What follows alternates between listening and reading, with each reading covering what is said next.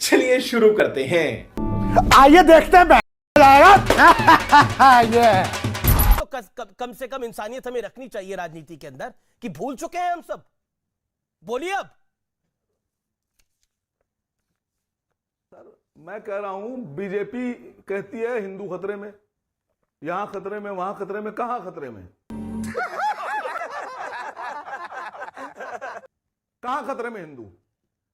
मैं आपसे पूछ रहा हूं, प्रधानमंत्री जी हिंदू, गृह मंत्री जी बेहतरीन वाले, कट्टर वाले हिंदू, बढ़िया वाले हिंदू, रक्षा मंत्री जी हिंदू, विदेश मंत्री जी हिंदू, वित्त मंत्री जी हिंदू, कानून मंत्री जी हिंदू, देश के सेनाध्यक्ष हिंदू, उपसेनाध्यक्ष हिंदू, मुख्यमंत्री जी हिंदू, अरे बस कर, रुलाएगा क्या? डीजीपी साहब हिंदू, और इतने सब हिंदू होने के बाद भी अगर हिंदू खतरे में है तो साहब कमाल है साहब, अपनी इस्लाह कर लीजिए आप। ठीक है, आप लोग के होते हुए हिंदू खतरे में कैसे? जवाब ले लेते हैं सुधांशु त्रिवेदी का। मैं जवाब ले लेता हूं 40 सेकंड का। देन सुब्राष्ट्रा जवाब देना चाहेंगी। ओके सुधांशु, कैसे हिंदू खतरे में सर? रक्षा मंत्री हिंदू, गृह मंत्री हिंदू, प्रधानमंत्री हिंदू, मुख्यमंत्री हिंदू। अभी मजा आएगा ना भिड़ो। नहीं देखिए, यहां पर बात हिंदू मुसलमान की नहीं है। दुनिया में सबसे ज्यादा मुसलमान कहां काटे जा रहे हैं? जहां प्रधानमंत्री भी मुस्लिम है, रक्षा मंत्री भी मुस्लिम है, सेनाध्यक्ष भी मुस्लिम है। चाहे सीरिया हो या काबुल हो या लेबनान हो या पाकिस्तान हो, कहीं कोई सब मुस्लिम ही मुस्लिम को काट रहे हैं। अरे बाप रे, ये तो धोती खोल रहा है। इसलिए बात मुस्लिम और हिंदू की नहीं, बात उस जहनियत की है। और वो जहनियत क्या है उसको समझने की कोशिश करिए असीम वकार साहब। अभी आपने बोला डर, अरे जनाब जो कहते 15 मिनट के लिए पुलिस हटा लो, वो डरे हुए हैं। जो कहते 15 करोड़ 100 करोड़ को ठीक कर देंगे और उसके बाद हिंदू देवी देवताओं के लिए निहायती घटिया, अशिष्ट और अभद्र शब्दों का प्रयोग करते हैं, वो डरे हुए हैं। ये बड़ी अच्छी बात कही आप। अब बताइए, वह आपकी पार्टी जो कहती है मजलिसे इत्तेहादुल मुसलमीन, अरे डर का तो यह आलम है कि गणपत बप्पा मोरिया बोल दिया। आपके एक नेता ने तो उसको डर के मारे माफी मांगनी पड़ी कि खुदा की तौबा, मेरे से गलती हो गई। यह सेकुलरिज्म है।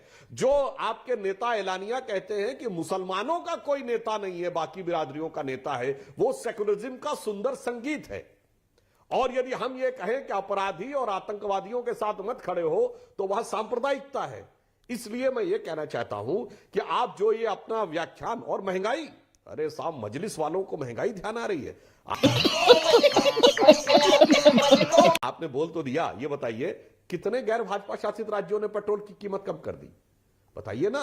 ठीक, जवाब के बड़े हमदर्द, हमसाया, हम निवाला, जी, हम राज है तो बता दीजिए। और ये हमारी सरकार जब आई तो सबसे हमारी सरकार आई तो उस समय क्या रेट ऑफ इन्फ्लेशन आसिम जी, और भारत के इतिहास में सबसे ज्यादा महंगाई किन वर्षों में रही है? बताइए आप। तेरा तो गेम बजाना पड़ेगा। you made your point. Okay, Asim Bakar. Sir sir sir sir sir sir sir भाई साहब कुछ ज्यादा नहीं हो गया ये? आपने हमारे नेता के बारे में, हमारे एक पार्टी के नेता के बारे में कहा, वारिस पठान के बारे में आपने कहा कि उन्होंने वो नारा लगाया तो उनको माफी मांगना पड़ी। आपने तो कह दिया। अब आप ये बता दिए, देश के प्रथम नागरिक हमारे प्रधानमंत्री जी, बहुत पहुंचे हुए, बहुत ताकतवर आदमी, उन्होंने मुसलमान टोपी लगाने से इनकार कर दिया, रोक दिया। अब इसको नफरत कहिएगा, डर कहिएगा। सिखों की पगड़ी पहन सकते हैं, आदिवासियों का मुकुट लगा सकते हैं, बाकी लोगों की जितनी चीजें हैं वो ग्रहण कर सकते हैं। मुसलमान की टोपी पहनने से डर गए या नफरत थी? क्यों नहीं किया? क्या वजह थी? जवाब आपके पास नहीं होगा। दूसरी बात, क्या मजलिस वाले बिल्कुल जवाब है। सुधांशु से जवाब ले लीजिए इस बात का। सुधांशु बता दीजिए इस बारे में। महंगाई पे बात कर रहे हैं तो आपको तकलीफ क्या है? ठीक अभी आपने कहा कि सुधांशु टोपी वाली बात, बाकी राज्य नरेंद्र मोदी ने टोपी क्यों नहीं लगाई थी तब गुजरात में, उसका जिक्र कर रहे थे।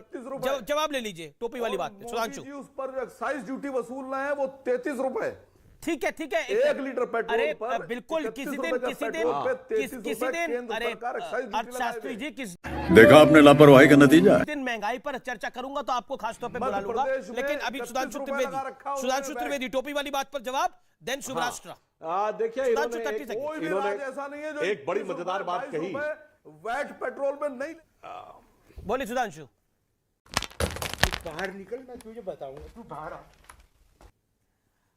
अरे जनाब अब बोल लें, अब देखिए आप महंगाई पर रहिए, टोपी पर रहिए, एक एक बात का जवाब देते हैं। आपने टोपी की बात कही तो नरेंद्र मोदी जी के व्यक्तित्व में एक स्पष्ट पारदर्शिता है। उन्होंने टोपी पहनने से मना किया, बाकियों ने तो टोपी पहनाई। क्यों? टोपी पहन के जो नेता रोजा नहीं रखते थे, रोजा अफ्तार करते थे। यह मजाक नहीं तो और क्या था भाई? कैसा लगा मेरा मजाक? यह आपके लिए सम्मान था, यह इस धर्म के प्रति है। इससे बड़ा तो मजाक नहीं हो सकता किसी धर्म का, इससे बड़ा घृणा की बात नहीं हो सकती कि हमारे यहां कोई कहे कि व्रत तो रखा नहीं, व्रत का उद्यापन कर रहा हूं। गजब है भाई। न बुलाने वाले रोजादार होते थे, ना आने वाले रोजेदार होते थे, और टोपी पहन के रोजा अफ्तार करते थे। और टोपी पे एक और बात बता दूं असीम वकार साहब, दुनिया में सबसे ज्यादा टोपियां कौन बनाता है देश, आपको पता है? चाइना। जो मुनाफिक है, जो जूते मारता है, जो इतने इतने अत्याचार करता है, उसकी टोपी सब सर रख के चलते हैं। यही नहीं, अभी और सुनिए। और इतना ही नहीं, वो चटाई जिस पे रख के नमाज पढ़ी जाती है, जिसको जिये नमाज कहते हैं, उसका भी सबसे बड़ा एक्सपोर्टर चाइना है। आप लोगों की गैरत कहां चली गई? अरे बाप रे, ये तो धोती खोल रहा है। कि चाइना की जिये नमाज और चाइना की टोपी रख के आप धर्म के प्रति सम्मान और अपमान की बात करते हैं जनाब। कभी गिरेबान में झांक के देखिए तो समझ में आएगा कितनी गैरत है। गजब बेइज्जती है।